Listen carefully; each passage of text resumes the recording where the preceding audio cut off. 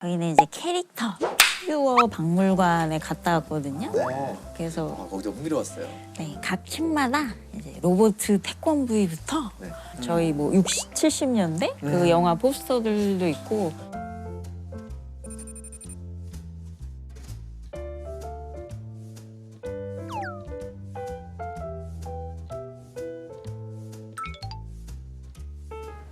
로봇 태권브이도 태권브이 정말 존경하는 이렇게 구조가 있었던 거였구나. 관절 기어가 따로 있어요.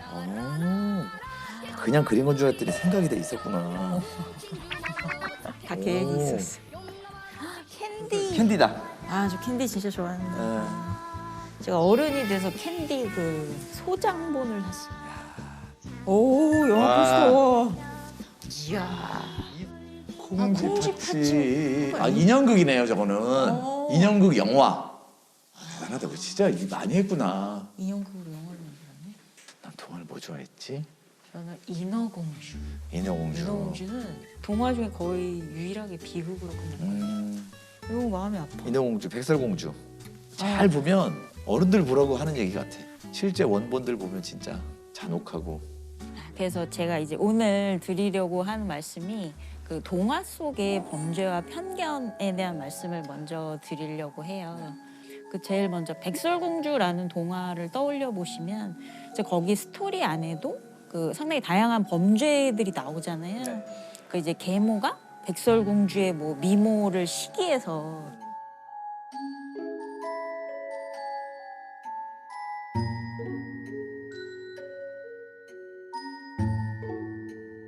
근데 사실 이게 그림 형제의 동화인데 1812년에 초판본이 나왔을 때는 원래 그 계모가 아니고 친엄마였대요. 친엄마였는데 그 동화가 나가고 아이들이 너무 겁을 먹었다는 거죠. 친엄마가 자기 아이한테 이런 짓을 할 수가 있나. 그래서 1819년도 그 에디션부터는 거기서 이제 계모로 바뀐 거래요.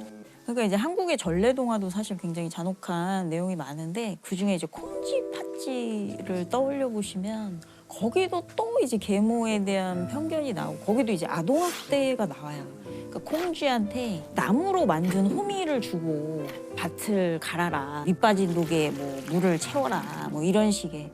이 동화들에서 공통적으로 나타나는 특성이 이제 계모에 대한 어떤 의붓 관계에 대해서 좀 편견을 많이 불러올 수 불러오죠. 있는 이런 내용들인데 근데 사실은 작년에 양부모에 대한 잘못된 편견을 심어줄 수 있어서 너무나 걱정이 되는 사건이 발생을 했죠. 정인이 사건인데요. 이틀 전 서울 목동의 한 병원 응급실로 생후 16개월 된 아이가 온몸에 멍이 든 채 실려왔고 결국 숨지는 일이 있었습니다. 이 아이의 온몸에는 여러 군데 피멍이 들어 있었고 머리와 쇄골 등은 크게 다쳐 있었습니다. 1시간 뒤 병원 측은 아동학대가 의심된다며 경찰에 신고했습니다.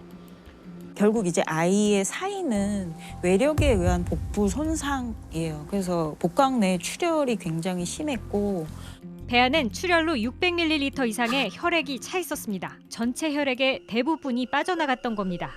그리고 몸에 이제 전체에 골절과 이제 멍이 들어 있었는데 팔, 다리, 뭐 쇄골 이런 식으로 이제 골절이 많았는데 문제는 그 멍이 든 시기나 이런 것들이 서로 다 달랐다는 거죠. 그러니까 이런 것들은 학대가 얼마나 오랜 시간 동안 반복적이고 상습적으로 이루어졌나를 이제 보여주고요.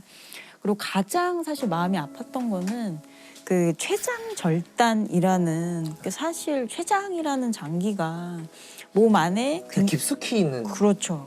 또 장기 뒤에 이렇게 숨어 있기 때문에 아이한테 췌장이 절단된다라는 건 어느 정도의 충격이냐면 교통사고를 당했을 때 그 정도의 충격이 아니면 사실은 췌장 절단이라는 건 가능하지 않다고 해서 사실 이 16개월 아이가 얼마나 힘든 그 학대와 고통을 오랜 시간 동안 겪어왔는지.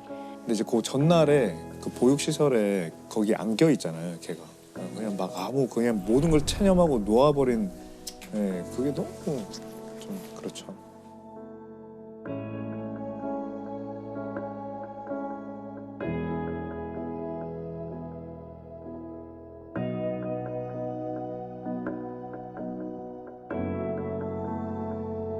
사실은 정의 사건에서 그러니까 그 아이의 사망이 너무너무 안타까운 이건 말할 필요도 없지만 사실 정말 두려운 거는 그 사건으로 인해서 양부모에 대한 편견 또 입양에 대한 편견 이런 것들이 혹시라도 생길까 봐 굉장히 두려운 거죠.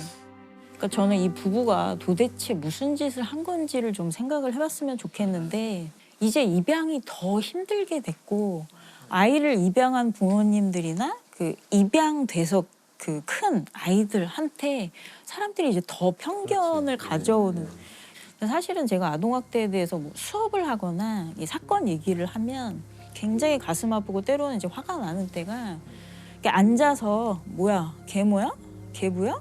이런 식으로 그 관계에 대한 얘기를 하지 않았는데 사실 근데 우리 주변에 이혼한 가정, 재혼한 가정 굉장히 많죠. 악의 없이 던지는 말일 수도 있지만 그러니까 옆에 사실은 그 의붓 부모에게 자란 친구나 혹은 입양해서 아이를 키우는 분들이 주변에 있다고 생각을 한다면 그런 식의 대응은 정말 비수를 꽂는 표현이거든요. 그래서 정인이 사건에서 이 사람들이 처벌을 받는 것도 중요하지만 이 사건 때문에 우리가 입양에 대해서 편견 어린 시선을 보내는 거는 정말 조심해야 될 것 같습니다. 맞습니다.